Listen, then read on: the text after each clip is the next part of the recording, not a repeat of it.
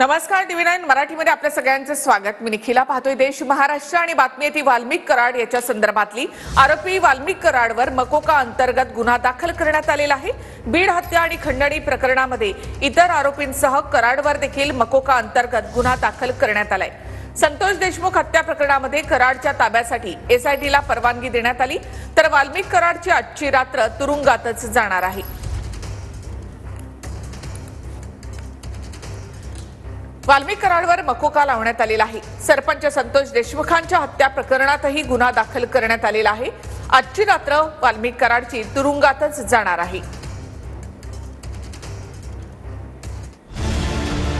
कराडवर मकोका अंतर्गत गुन्हा उद्या कोर्टात हजर करणार। आरोपी वाल्मिक कराडवर मकोका अंतर्गत गुन्हा दाखल।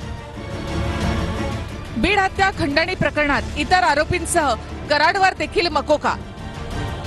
संतोष देशमुख हत्या प्रकरणात कराडच्या ताब्यासाठी एसआयटीला परवानगी। कराडला हत्येच्या गुन्ह्यामध्ये उद्या केस कोर्टामध्ये हजर करणार। जेलमध्ये प्रोडक्शन वॉरंट दाखवून एसआयटी कराडचा ताबा घेणार। हत्येच्या गुन्ह्यामध्ये उद्या वाल्मिक कराडला कोर्टामध्ये हजर करणार।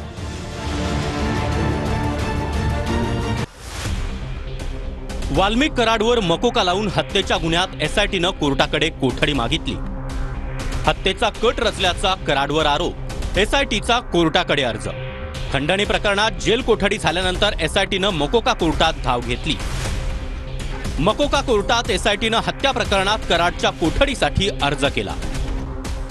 ज्या दिवशी ही घटना घडली त्या दिवसापासून राज्याचे मुख्यमंत्री, दोन्ही उपमुख्यमंत्री आम्ही सगळ्यांनीच ठरवलेलं होतं, कुणालाही त्या हायगाई करायची नाही। जे दोषी असतील, जे कोणी त्याच्याशी संबंधित असतील, कुणीही असलं तरी त्यांच्यावर कारवाई करायची।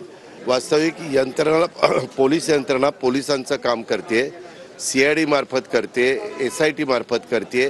अशा या सगळ्या गोष्टी तिथं चालू आहेत। सत्ताधारी पक्षाचा असो, विरोधी पक्षाचा असो, कोणी त्रयस्थ असो, ज्याचा राजकारणाशी संबंध असेल नसेल तो असो, त्याला कुठलाही थारा दिला जाणार